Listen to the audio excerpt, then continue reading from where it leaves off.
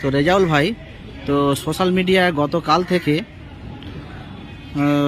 তোমার উপর যে হামলাটা হয়েছে, বর্বরোচিত হামলা হয়েছে, তার জন্য ব্যাপকভাবে সাড়া পড়েছে।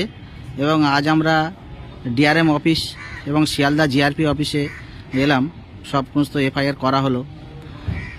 তো তারপরেও একটা মানে প্রচার চলছে তোমার বিরুদ্ধে, যেটা আমিও দেখেছি এবং আমার সত্যি বলতে আমারও খারাপ লেগেছে, যে তুমি মানে বিগত দিনে সোশ্যাল মিডিয়ায় তোমার অ্যাকাউন্টে নওশাদ সিদ্দিকীর বিরুদ্ধে দেখলাম, নওশাদ সিদ্দিকী ভাইজান আইএসএফের প্রতিষ্ঠাতা যিনি বিধায়ক, তার বিরুদ্ধে বিভিন্ন রকম মানে খুব বাজে নিম্ন শ্রেণীর ভাষা ব্যবহার করে পোস্ট করেছো। আর আরেকটা কিছু স্ক্রিনশট দেখলাম যে এই ফুরফুরার পীরজাদারা, যারা আমাদের অবশ্যই তারা ধর্মীয় গুরু, তাদের সম্পর্কেও কটূক্তিমূলক কিছু কথাবার্তা। এই সম্পর্কে তোমার একটু তোমার মতামত জানতে চাচ্ছি।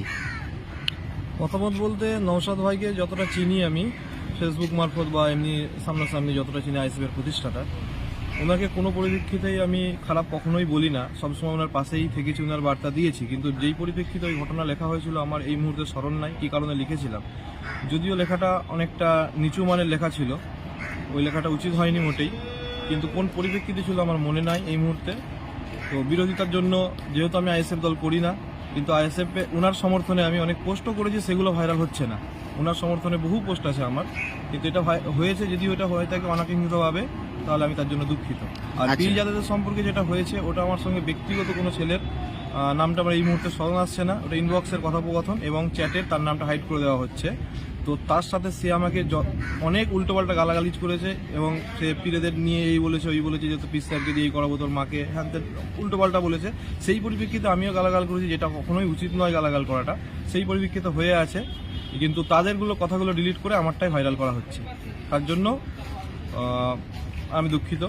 আচ্ছা ভাই, আর একটা কথা হচ্ছে যে দেখো, এই যে এত বড় একটা ঘটনা ঘটলো, তো সত্যি বলতে কি নওশাদ সিদ্দিকী ভাইজান কাল রাতে আমাকে ফোন করেছিল, ফোন করে তোমার নাম্বার নিল, নেওয়ার পরে নিশ্চয়ই তোমাকে ফোন করেছে। নওশাদ সিদ্দিকী ভাইজান কালকে আমি যেহেতু, তো আমি এক মিনিট, আমি যেটা বলতে যাচ্ছি, দেখো রাজ্যের তুমি নওশাদ সিদ্দিকী দল করো না করো, বা আইএসএফকে পছন্দ না করতে পারো, নাও করতে পারো, বা ফুরফুরা পীরজাদাদের তোমার পছন্দ হতে পারে বা নাও হতে পারে, ব্যক্তিগত হ্যাঁ সেটা, কিন্তু এইভাবে যে পাশে দাঁড়ালো তারপরেও নওশাদ সিদ্দিকী ভাইজান, এটা তো দেখো বাংলায় 294টা এমএলএ রয়েছে, কেউ তো পাশে দাঁড়ায়নি। এটা অবশ্যই ওনার মহানুভবিতা, কারণ আমার যখন এই আক্রান্ত হয়েছে, এটা সোশ্যাল মিডিয়ায় ভাইরাল হয়েছে, সকলেই দেখেছে, শাসক দল থেকে আরম্ভ করে বিরোধী দল, এবং একমাত্র বিরোধী আমাদের যে নওশাদ সিদ্দিকী এমএলএ ভাঙড়ের, তিনিও দেখেছেন। কালকে উনি আমাকে মেসেজও করেছেন, আমি যেহেতু থানায় ছিলাম উত্তর দিতে পারিনি, মেসেজের ওপর মেসেজ করেছেন আমার ফেসবুকে, যেহেতু আমার কাছে নাম্বার ছিল না।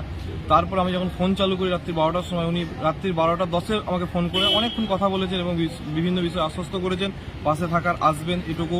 আজকে সকাল থেকে বারবার ফোন করছেন, মানে বারবার খবরাখবর নিচ্ছেন যে কতদূর কী হলো। মানে উনি যথেষ্ট পাশে থেকেছেন। উনি সমস্ত কিছু জানার পরেও যে আমি ওনার বিপক্ষে পোস্ট, ওনাকে যেহেতু মেনশন করে পোস্ট করা ছিল, উনি সমস্ত কিছু দেখেছেন, ওনার পার্সোনাল আইডিতে যেহেতু আমি ছিলাম, সেই হিসাবে উনি জানার সত্ত্বেও উনি আমার পাশে দাঁড়িয়েছেন। এটা অবশ্যই মহানুভবতার পরিচয় উনি দিয়েছেন এবং দিয়ে চলেছেন। আর শাসক দলের এখনো পর্যন্ত কেউ কোনো খোঁজ খবর নেয়নি, অথচ শাসক দলের প্রত্যেকটা এমএলএ, এমনকি এমপিকে পর্যন্ত জানানো হয়েছে মিডিয়ার তরফ থেকে। তার মধ্যে একমাত্র আইপিএস হুমায়ুন কবির স্যার, উনি একটা কমেন্ট করে বলেন যে আমাকে এই নাম্বারে ফোন করতে, এবং ওনাকে ফোনও করেছে।